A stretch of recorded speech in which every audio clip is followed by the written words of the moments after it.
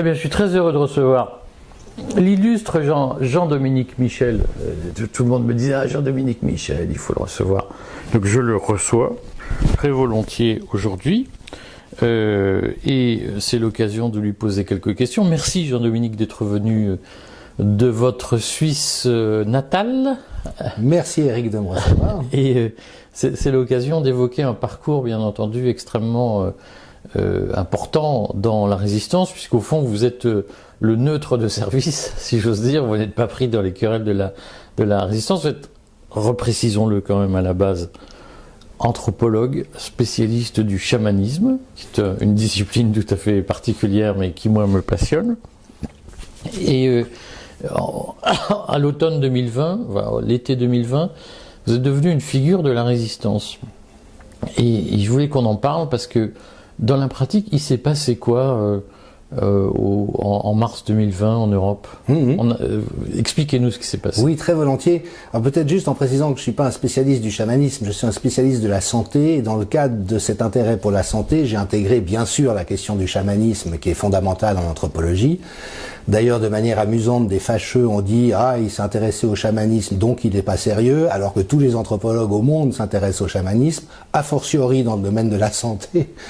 Et puis en fait, mes premières productions ont été extrêmement précoces. J'ai écrit un article reprenant le slogan de Didier Raoult suite à la première étude qui montait une réduction de la charge virale en 5 jours avec la trithérapie marseillaise, qui était une bithérapie à l'époque, qui s'intitulait Covid-19, fin de partie, point d'interrogation, point d'exclamation, où je donnais tous les contours de l'épidémie tels que mes connaissances en santé publique me permettaient de les évaluer. Et donc, disant en substance, c'est une épidémie normale. Elle a une létalité particulière sur des groupes à risque, mais qui représentent un très petit pourcentage de la population. Et les bonnes pratiques en santé publique dans ce genre de cas, c'est de laisser la population vivre le plus normalement possible, laisser les médecins généralistes, avec les moyens du bord et les remèdes disponibles, faire un premier rideau, renforcer la capacité hospitalière, mais surtout ne rien imposer de toutes ces mesures qu'on appelle techniquement non pharmaceutiques, c'est-à-dire les confinements, le port du masque, la distanciation sociale, les systèmes de traçage numérique sur smartphone, dont on sait que ça ne sert à rien, mais que ça provoque énormément de dégâts sur la population. Et donc cet article a fait 4 millions de lectures en quelques jours, notamment repris sur des blogs de Mediapart, et ça m'a jeté un peu dans la lumière. Alors que ça n'est pas mon domaine d'expertise propre, je suis un spécialiste de l'épidémiologie des maladies non transmissibles. Mais ce sont évidemment les mêmes processus de réflexion et les mêmes connaissances accumulées. Donc ça m'a permis d'y voir très clair très rapidement, d'avoir une certaine audience, mais avec une question en retour qui reste poignante à ce jour, c'est qu'est-ce qui fait qu'un anthropologue modeste sur le plan de sa notoriété et de sa crédibilité, et notamment de sa reconnaissance académique, a été le premier à dire des choses vraies, et que tous mes collègues et confrères n'ont pas suivi. Il y a eu un silence dans le monde de la santé publique et de l'épidémiologie et de l'anthropologie médicale qui a été assourdissant pratiquement jusqu'à ce jour, à quelques exceptions près, Dieu merci. Et si vous voulez, c'est comme ça que je suis devenu une figure de la résistance, mais de la résistance au non-sens sanitaire. Ça a été le point de départ. Pour le résumer en quelques mots, on savait ce qu'on avait à faire parfaitement bien. Étant donné le phénomène auquel on était confronté, ça aurait tout à fait suffi pour passer comme une fleur les quelques mois critiques et après n'avoir rien endommagé.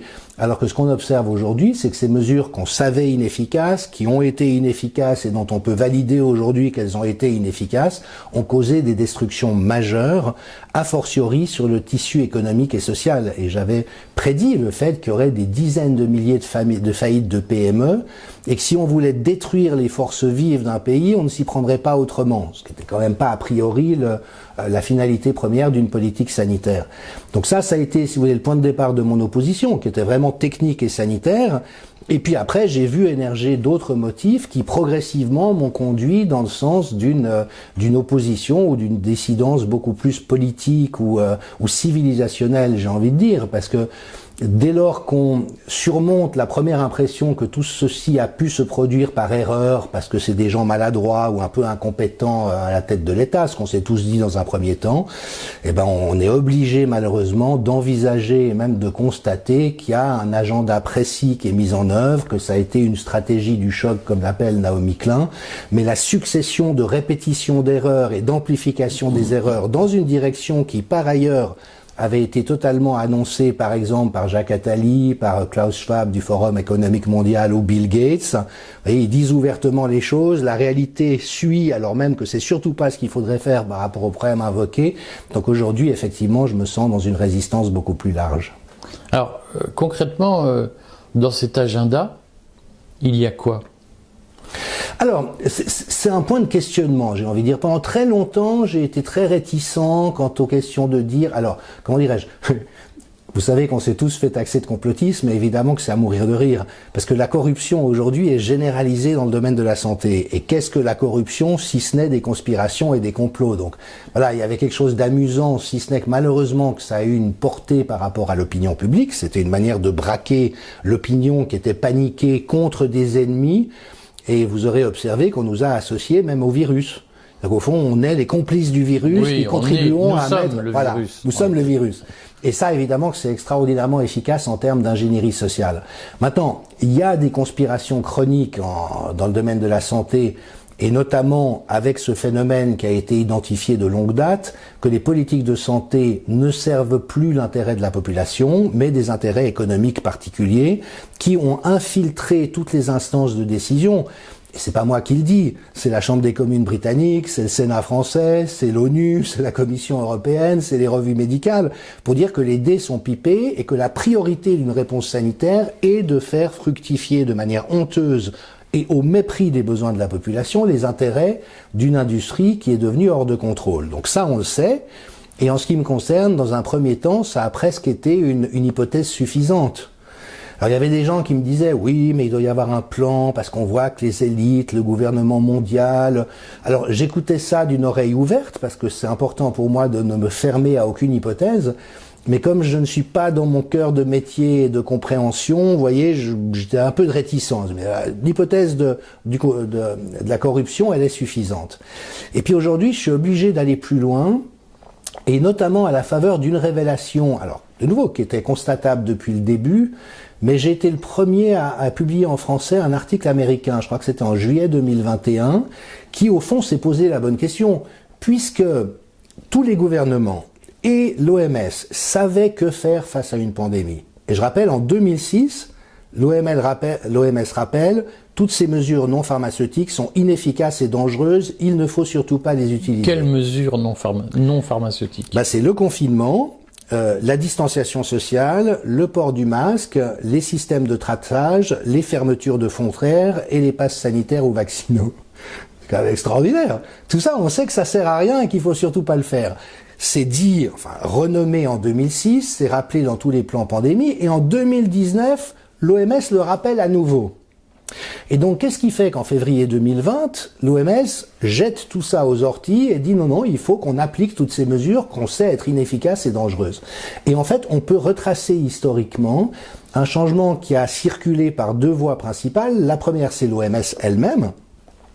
Et j'ai répertorié toutes les étapes, mais grosso modo, les émissaires qui ont vu le régime dictatorial chinois confiner la province du Hubei se sont dit « Ah, c'est totalement inhabituel, d'habitude c'est pas ce qu'on fait, c'est bizarre comme réponse ».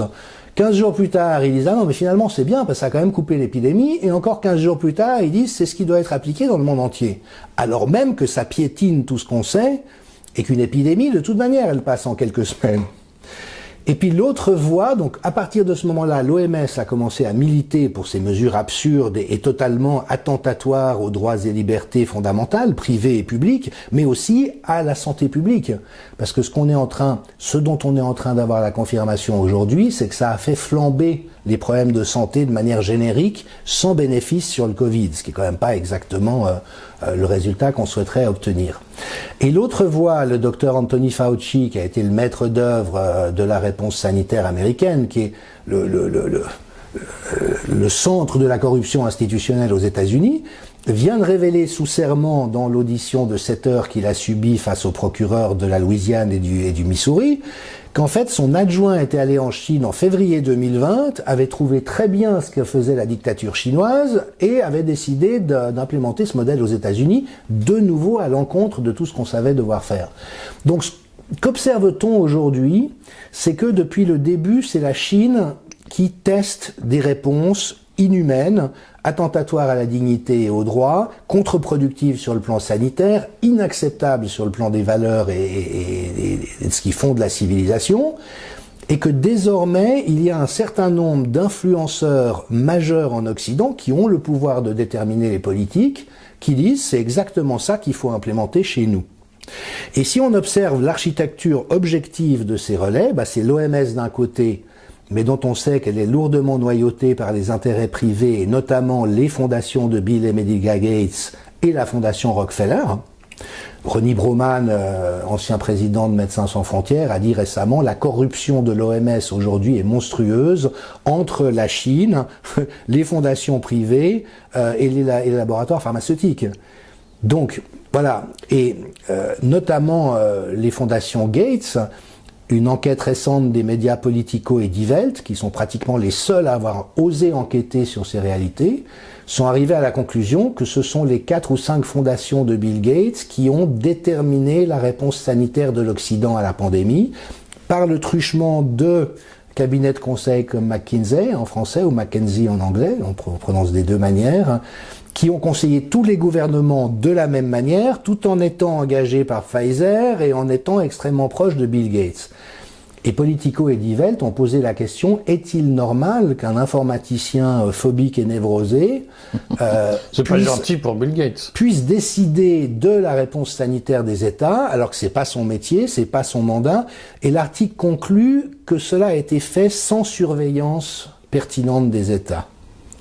Alors là, on a quand même des figures, et puis la dernière qu'il faut... Je vous coupe, mais comment on explique cette influence proliférante de Bill Gates sur les États? Alors, là encore, il y a un recoupement que je ne m'explique pas à ce stade. Alors, étant donné que vous êtes bien plus compétent que moi dans ces domaines, peut-être pourrez-vous m'éclairer, mais c'est que, vous savez, il y a un problème qui a été soulevé de longue date, et c'est dit des connaisseurs, dont je ne fais pas partie, mais c'est qu'au fond, la Chine a infiltré les élites occidentales à un niveau beaucoup plus profond que ce qu'on imagine. Et notamment par le biais de financement. Donc ils financent par exemple l'Imperial College à Londres, qui est ce cercle de production de fraude scientifique pour faire paniquer la population. Ils financent le Johns Hopkins Institute aux États-Unis. Ils financent Drosten en Allemagne, qui est celui qui a lancé la mode des PCR. Ils financent des universités, ils financent des médias. Et Gates, c'est exactement le même organigramme. Il finance tout partout. Et d'une manière d'ailleurs où le retour sur investissement pour lui est phénoménal. Donc on croit que c'est de la philanthropie, c'est-à-dire qu'il dépense de l'argent pour faire du bien à la population, mais on voit qu'il y a un retour sur investissement, semble-t-il, de $20 qui rentre pour $1 dépensé. Donc en plus, ça fait le contraire de l'appauvrir. Et donc le Parti communiste chinois et les fondations Gates d'un autre côté, aujourd'hui, ont une influence majeure sur les médias, les universités et les autorités de santé. Pourquoi est-ce que comment ça s'est fait? Je pense qu'il y a eu une série de garde-fous, notamment éthiques, qui ont été simplement éjectés ou qu'on a fait exploser en cours de route. Et comme aujourd'hui, notamment les équipes de recherche dans les universités sont contraints d'avoir des financements privés complémentaires aux financements publics qu'ils peuvent obtenir, ça veut dire qu'ils sont dépendants des milieux privés, Pharma et Fondation Gates. Et évidemment que si en tant que chercheur ou scientifique, vous vous mettez mal par rapport à ces pouvoirs, ça veut dire que votre carrière est grillée. C'est ça la notion de corruption systémique. C'est pas forcément que vous touchez des millions de dollars à planquer dans des paradis fiscaux, encore que ça existe, notamment pour des médecins influenceurs, key opinion leaders. On sait qu'il y a des comptes cachés. Alors vous savez, il y a ces listings où ils disent Gilbert Deray a touché 50 000 euros, Karine Lacombe a touché 20 000 euros. En réalité, des bonbons, des sucettes. Des bonbons. Mais ce qu'on sait par ailleurs, c'est qu'il y a des comptes au Panama et aux îles Caïmans et ailleurs où il y a des millions de dollars qui sont versés. Donc bon. Mais attendez, parce qu'il faut préciser, nous sommes sous le coup de la loi de 1881. Est-ce que vous nous dites, Jean-Dominique, que Karine Lacombe ou... Non. Absolument ont pas. des comptes au Panama. Non, non, Il faut être pas. bien précis sur Justement, le sujet. Je dis qu'on sait que les key opinion leaders sont souvent achetés par l'industrie pharmaceutique de multiples manières, dont ces comptes au Panama, ou une autre manière que John Virapen, qui est un ancien cadre de chez Lilly pour la Suède, a révélé, qui est vraiment déchirant quand on y pense. Un autre très grand scandale sanitaire qui est en train d'être révélé actuellement, c'est celui qui touche les antidépresseurs. Et notamment, toute une théorie avait été avancée disant que la dépression était due à une baisse de dopamine dans le cerveau. Et donc, on a promu des inhibiteurs de recapture de la sérotonine pour rééquilibrer ces systèmes-là en disant c'est la voie à suivre. C'est quel médicament, par exemple? C'est les antidépresseurs de nouvelle génération, ouais. ISRS. Et ils ont été vendus littéralement comme du chewing-gum à la population, qui va mal, mais pour d'autres raisons, pas à cause d'un déficit de sérotonine. Et récemment, on a pu montrer que cette hypothèse était fausse sur le plan médical. Mais par ailleurs, que quand la science est ramenée aux données honnêtes, le seul impact des antidépresseurs avérés, c'est que ça a éteint la libido et ça fait flamber le risque suicidaire, en particulier chez les jeunes. Et ce que John Virapen, dont ça a été le boulot pendant certaines années, avant qu'il se soulage de la conscience en écrivant à ce sujet, a révélé, c'est que quand un jeune qui prenait des antidépresseurs commettait un suicide et qui avait le risque que la presse en parle, des professeurs d'université étaient achetés 50 000 $ la déclaration pour signer un texte fait par les pharmas disant il n'y a aucun lien direct avéré et ce serait une fausse piste que d'imaginer que. Non mais vous imaginez, des profs d'uni qui touchent 50 000 $ pour cacher la réalité d'un risque que la vraie science documente. Donc on est dans un degré de crapulerie. Alors après, je vise personne, parce que je ne sais pas ce qu'il en est de Karine Lacombe ou de Gilbert Deré, mais on sait que des gens qui sont très en vue comme ça touchent parfois, je donne pas de nom, de la corruption directe, mais que de surcroît la corruption indirecte, c'est celle qui fait que si vous vous permettez de révéler, par exemple, juste ce que je suis en train de dire, j'aurais plus aucune chance de faire carrière dans aucune université. Parce que si je m'aliène les milieux privés, ça veut dire que je peux pas faire cette convergence de fonds privés et publics. Et donc ça, c'est des réalités qu'on connaît parfaitement. Concrètement, puisque vous me tendez la perche sur ce sujet, vous, est-ce que vous, dans votre carrière universitaire en Suisse, vous avez souffert de vos prises de position sur le sujet? Oui, bien sûr. Mais cela dit, j'ai eu le nez fin parce qu'au fond, ça fait longtemps que je n'aime pas ce qui se passe dans le milieu académique. Et de surcroît, mon vrai travail, c'est l'anthropologie appliquée à la santé publique. Et ce qu'on voit, c'est qu'aujourd'hui, la plupart des institutions, mais comme beaucoup d'entreprises d'ailleurs, sont devenues très maltraitantes. Et donc on voit tous les indicateurs de souffrance, notamment psychique, augmenter depuis des années. Et a fortiori dans les facultés de médecine ou de psychologie qui sont les moins bien lotis. Donc aujourd'hui, il y a une maltraitance systémique dans les facultés de psychologie qui fait que ça met la santé mentale des étudiants en psychologie en difficulté, ce qui est quand même assez extraordinaire sur le plan du principe. Donc si vous voulez, j'ai eu une carrière assez intéressante et prestigieuse dans le sens où j'ai souvent été invité pour présenter mes travaux dans des universités, vu que je crois qu'objectivement ils présentent de l'intérêt, mais j'ai soigneusement veillé à ne jamais être inscrit dans une université pour les raisons que je vous indique. Ce qui m'a donné une entière liberté de parole et de mouvement. Cela dit, ma parole un peu contrarienne, comme on dirait en américain, a été extrêmement appréciée jusqu'en 2020. J'étais considéré comme un expert très compétent. J'ai été invité une 50aine de fois à la radio-télévision suisse, plus de 200 fois dans les médias, pour parler de toutes sortes de sujets de société, mais principalement la santé. Un anthropologue s'intéresse aux réalités humaines. Et puis tout d'un coup, je suis devenu quelqu'un dont on doute du CV, qui a probablement menti sur son parcours, dont il faut surtout pas écouter les analyses. Et certains médias très intelligents ont dit c'est un toutologue vu qu'il parle de tout et n'importe quoi. Mais un anthropologue, il parle un toutologue. Un toutologue, voilà. Parce que effectivement, j'avais parlé de toutes sortes de phénomènes de société. Et donc là, alors oui, il y a eu un peu deux réactions à mon travail. Et notamment un livre que j'ai publié en mai 2020 qui s'appelle Covid-19, anatomie d'une crise sanitaire, dans lequel je décrypte tout ça avec la satisfaction 2 ans et demi plus tard de voir que 98% de ce que j'avais dit est vérifié aujourd'hui. Donc vraiment, j'ai bien vu, mais moi je suis pas particulièrement brillant comme anthropologue, donc la vraie question c'est pourquoi est-ce que tous mes collègues ont mal vu? C'est ça la vraie question, c'est pas que moi j'ai bien vu. Mais dans un premier temps, la réponse de la presse a été plutôt favorable.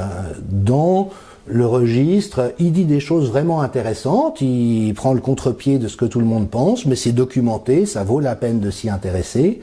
Et puis il y a des officines de dark PR, comme on dit techniquement, donc de destruction de réputation, je le sais par des indiscrétions de personnes avisées qui sont au courant, qui se sont mis sur ma piste. Et à ce moment-là, ils font des processus très fins d'analyse de personnalité et de voir si vous avez des casseroles, comment ils peuvent les exploiter, et si vous n'en avez pas, qu'est-ce qu'ils peuvent dire qui apparaîtrait crédible même si c'est faux. Et là, j'ai subi un déluge de feu absolument abominable. Mais on m'a traité d'imposteur, de charlatan, de faussaire. On a dit que j'avais menti sur mon CV. Alors, il y a beaucoup de choses dans mon CV, mais j'ai plein de choses passionnantes, mais il n'y a pas un truc qui est pas vrai. Et là, le vent a tourné. Et de moi-même, j'ai démissionné des positions que j'occupais en santé publique pour ne pas fragiliser les organisations pour lesquelles je travaillais, que j'ai en haute estime et qui risquaient de subir le contre-coup, notamment par biais de suppression de subventions ou d'autres tours. Donc j'ai tout quitté pour prendre mon entière liberté de parole et d'expression, ce qui me convient bien. Vous parlez beaucoup dans vos interventions, qu'on voit, qui sont toujours excellentes, de montée du totalitarisme. Qu'est-ce que vous pouvez nous dire sur l'épisode totalitaire qu'au fond nous commençons, ou nous avons déjà commencé à traverser? Alors je partirais peut-être d'une position assez prudente, qui est celle de John Ioannidis, qui est un des tout meilleurs épidémiologistes au monde, et qui a publié récemment un article que j'ai traduit en français, qui a été republié aussi par Laurent Mucchielli, pour justement faire l'inventaire de l'inutilité des mesures non pharmaceutiques, décrire l'impact délétère que ça a eu sur la société, et aborder cette question de la manipulation psychologique. Et lui, ce qu'il dit en substance, c'est qu'il n'y a pas forcément besoin de l'hypothèse de la dérive totalitaire. Mais que ce qu'on a vu en tout cas, c'est que dès lors qu'on a exagéré lourdement le danger que couraient les gens, l'immense majorité de la population a été persuadée d'être en danger de mort. La réalité, c'est que le SARS-CoV-2 en dessous de 70 ans ne vous a fait courir aucun risque différent que la grippe banale. Donc en 2020, vous couriez le même risque en dessous de 70 ans que n'importe quelle autre année. Mais on a tous cru de bonne foi, étant donné les messages bombardés par les médias et les autorités, qu'on était en danger de mort. Et ça, évidemment que ça polarise le champ de conscience d'une manière particulière. Et après, ça génère un effet de masse de tous ceux qui adhèrent à cette narration, qui est agrégé contre un ennemi, mais qui devient extraordinairement intolérante, notamment de la diversité d'opinions et des points de vue. Et avec cette agglomération que vous avez nommée avant, c'est-à-dire que nous devenons des complices du virus. Nous devenons l'ennemi intérieur, ce qui est typique d'ailleurs des mouvements totalitaires, mais qui peut se produire simplement par la manipulation psychologique de la masse. Et donc là, on a vu tous ces processus tout à fait détestables de stigmatisation de certains groupes, les complotistes, alors que des complots, il y en a partout, les anti-vax, alors que c'est pas un vaccin comme les autres et que même les vaccins habituels posent toutes sortes de questions qui vaut la peine de poser. Donc il y a eu comme ça des boucs émissaires, des groupes de boucs émissaires qui ont été désignés, une violence systémique forte, violence mimétique, tout ça est très banal en anthropologie, et avec une censure sur le plan académique et scientifique qui est scandaleuse. Parce que toutes les idées novatrices et intelligentes sont toujours apparues comme étant hérétiques pour commencer. Donc si à un moment donné vous dites non, la science c'est le consensus de tous ceux qui sont aux commandes, et tout ce qui est hérétique, il faut surtout pas le prendre en considération, c'est la fin de la science, dans son essence. Mais bon, c'est quand même ce à quoi on a assisté. Donc je dirais ça, de nouveau, c'est l'hypothèse à minima. Et John Ioannidis montre comment l'intelligence collective a été mise en échec, comment tous les systèmes étatiques, de nouveau, qui avaient été bien foutus de gestion des urgences, comme on les appelle, avec notamment des boucles de rétroaction, de feedback et de réflexivité. C'est-à-dire, on croit devoir prendre des mesures, on les applique, qu'est-ce qu'on observe, comment est-ce qu'on tient compte du résultat de nos observations pour faire évoluer nos politiques. Vous voyez, toute cette granularité et cette sensibilité a été perdue. Et puis l'autre hypothèse qui est plus dérangeante, mais dont je suis à titre personnel plutôt convaincu aujourd'hui, c'est l'hypothèse forte pour moi, c'est qu'il y a effectivement des forces de manipulation psychologique et d'ingénierie sociale qui savent ce qu'elles font et qui ont entraîné ce qui a toutes les caractéristiques du déferlement totalitaire. Alors, pour en donner juste les grandes lignes en quelques mots, déjà, il faut savoir que c'est pas un régime.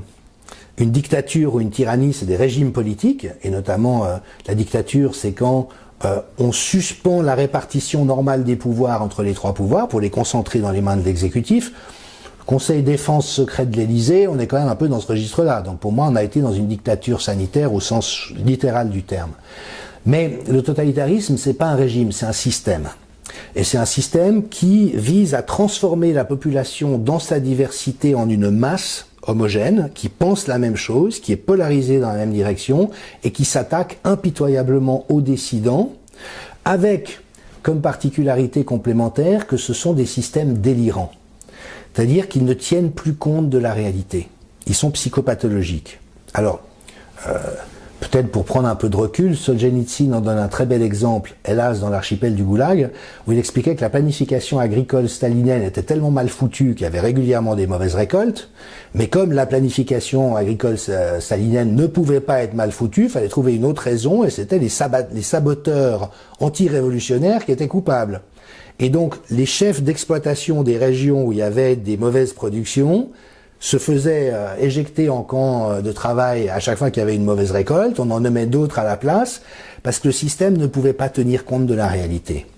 Et c'est là où aujourd'hui on est dans cette extraordinaire configuration où on voit des gens délirer, mais avec ce délire résonnant typique de la paranoïa collective en l'occurrence. De nouveau, pour donner juste un exemple, vous savez que la trithérapie préconisée par Raoult visait à faire baisser de manière précoce la charge virale pour ne pas arriver dans la phase vasculaire. Quelques études profondément malhonnêtes ont été mises sur pied, notamment Recovery en Angleterre. On a prescrit à des doses toxiques à des gens aux soins intensifs l'hydroxychloroquine uniquement sans l'azithromycine et le zinc, donc ça permet pas du tout de vérifier ça, et vous avez des médecins éminents, professeurs de médecine, qui viennent vous dire non, on a prouvé que l'hydroxychloroquine ne marchait pas sur la base d'un truc qu'un enfant de 7 ans est capable de comprendre comme n'étant pas logique. Et aujourd'hui, on est vraiment dans un délire collectif, une bouffée délirante, et ça, c'est caractéristique des systèmes totalitaires. Concrètement, selon vous, et dans ce que vous voyez, Jean-Dominique, le risque de dérive totalitaire, il se présente comment ? Alors, d'une manière qu'un de mes maîtres à penser, Michel Maffezoli, grand observateur de l'imaginaire collectif et... Invité régulier du Courrier. Absolument, c'est comme ça que j'ai découvert le Courrier des stratèges, grâce à Michel Rosenzweig et Michel Maffezoli. Donc, moi qui ai Michel comme patronyme... c'est la République des Michel. Puis, voilà. Mais donc, lui, il signale bien que la fin de ce qu'il appelle les époques. Les époques, étymologiquement, c'est-à-dire une parenthèse, c'est des phases d'à peu près 3 siècles dans l'histoire de l'humanité, qui se succèdent les unes aux autres, et qu'à la fin d'une époque, on observe un effondrement de la logique qui a fondé cette temporalité et tous les progrès qu'il a été possible de gagner en cours de route, dans des formes de bouffées délirantes, où les élites qui sentent inconsciemment qu'elles perdent le pouvoir, deviennent dysfonctionnantes, maltraitantes, et agissent des stratégies de la peur pour ne pas perdre de pouvoir. Et donc la thèse de Michel Maffezoli, c'est que les grandes valeurs modernes, l'individualisme, le rationalisme, l'utilitarisme, qui ont permis de faire toutes sortes de progrès, donc elles ne sont pas mauvaises en elles-mêmes, mais arrivent dans des logiques toxiques, ce que j'ai vu moi-même, et ça vous parlera peut-être, à travers le New Public Management, qui est pour moi l'exemple type. C'est qu'on a dit, on va rationner... Qui est une école de politique, management, voilà, qui propose des réformes de l'État. Voilà. Et en fait, en appliquant des instruments qui peuvent être justes sur le papier, mais ne le sont pas dans la réalité, et moi je l'ai vu de manière répétée dans les hôpitaux, avec des programmes qui inspiraient de ça, disant on va réduire les coûts sans porter atteinte à la qualité. Mais étant donné que ce sont des systèmes qui sont extraordinairement réducteurs par rapport à la complexité humaine, dans les faits, ce que ça a fait de manière systématique dans ce que j'ai observé, c'est que ça a fait flamber la souffrance au travail du personnel, et les deux conséquences directes de ces processus, enfin de ces réalités, c'est que l'absentéisme explose et que les gens démissionnent, ce qu'on appelle le turnover. Et donc des programmes qui étaient censés, en ce qui concerne les hôpitaux universitaires de Genève, économiser 15 millions de francs, ont généré plus de 45 millions de dommages dans les réalités que j'indique. Donc vous voyez, ça pour moi c'est ce que j'ai appelé l'imbécilité technique. C'est-à-dire que c'est de la technique. En tant que technique, c'est pas forcément bête, mais appliqué à la réalité, c'est imbécile. C'est-à-dire que ça n'est pas en phase et donc ça va à contresens de ce qu'on essaye de produire. Et donc la modernité aujourd'hui, dans sa fin crépusculaire, est en train de devenir toxique. Et d'ailleurs, vous savez aussi que la plupart des méthodes de management décrites comme étant système de qualité ont été en fait inspirées par le management nazi. C'est ce fameux livre « Libre d'obéir ». Et moi, j'ai vu tous ces systèmes se diffuser dans les institutions et l'impact dévastateur sur les personnes. Donc la modernité, vous voyez, est en plein effondrement et en pleine déliquescence, mais les élites au pouvoir entrent dans ces postures complètement déraisonnables, mais qui surtout trahissent leur responsabilité première. Et donc moi, ce qui m'impressionne aujourd'hui, c'est que tous les pouvoirs et toutes les élites, au sens mafézolien, ceux qui ont le pouvoir de dire et de faire, sont en train de trahir leurs responsabilités vis-à-vis de la population, d'abuser la population, de la maltraiter. Donc on voit que la représentation nationale fait vraiment n'importe quoi. L'exécutif est parti dans une dérive tyrannique et malheureusement la personnalité et le profil psychopathologique d'Emmanuel Macron sont un facteur de gravité dans ce processus. Le pouvoir judiciaire démissionne. Les médias ont été achetés par des oligarques et des grands pouvoirs internationaux, donc ils ne jouent plus leur rôle de quatrième pouvoir. L'académie dysfonctionne, les sociétés médicales dysfonctionnent, les syndicats dysfonctionnent. Donc c'est comme si dans le temps que nous vivons, il n'y a plus rien qui tienne la route de ce sur quoi nous nous sommes appuyés tant bien que mal pour faire société. Et c'est une période qui évidemment est d'une part assez terrifiante à cause de ce chaos extrême et vraiment on a l'impression de voler sur la tête, avec quand même des risques de crash, mais là encore vous en savez plus que moi sur les dimensions financières, monétaires et économiques. Mais aussi, comment dirais-je, ce côté que c'est naturel pour la fin d'une époque. Et j'ai eu le plaisir de discuter avec Michel Maffezoli tout récemment. Il me disait ne pas être inquiet. C'est comme ça à la fin de chaque époque. Et cette envie, cette aspiration à une société qui soit beaucoup plus juste, beaucoup plus équitable, pas égalitariste, équitable. Voilà, où les gens qui en ont vraiment besoin soient vraiment aidés, où les gens qui sont vraiment créatifs ou entreprenants puissent avoir l'espace de le faire, où l'État veille à la bonne marche des choses, mais sans devenir bureaucratique ou envahissant, mais sans disparaître non plus pour que ça soit la loi de la jungle entre des groupes multinationaux. Enfin, vous voyez, cette espèce de représentation d'une société de bon sens, où il ferait bon vivre. Et moi qui suis à peu près de la même génération que la vôtre, je rappelle souvent que j'ai grandi dans la France des années 70 et que c'était l'insouciance. C'était la joie de vivre, on vivait bien à cette époque. Et qu'est-ce qui s'est passé en 50 ans? Il y a eu un ensemble de dérèglements, mais au sein de ce mouvement décrit par Maffezoli, et donc je dirais que je suis un peu mi-figue, mi-raisin, je suis mi-optimiste, mi-pessimiste. Chose qui m'inquiète, c'est que j'ai l'impression que pour qu'il y ait vraiment un réveil des consciences, il va quand même falloir aller beaucoup plus loin dans l'atteinte aux personnes et notamment à leurs moyens de subsistance. Mais je me promenais dans Paris, moi qui viens de Genève, et je me disais mais à quel point le bâti reflète la grandeur qu'a eu la France. Qu'a eu. Et qu'elle n'a plus. Et c'est un écrivain, je ne sais plus lequel, qui disait que le vrai exil, c'est pas de vivre à l'étranger, c'est de vivre dans son pays et ne plus rien reconnaître de ce qu'on y aimait. Et je crois qu'on est là. Alors c'est à la fois très violent, inquiétant, et puis peut-être prometteur d'un renouvellement pour enfin bâtir une société digne de ce nom, qui favorise la créativité individuelle et l'esprit d'entreprise, tout en respectant la dignité et les besoins de chacun, ce bon équilibre qu'on n'a jamais trouvé au fond.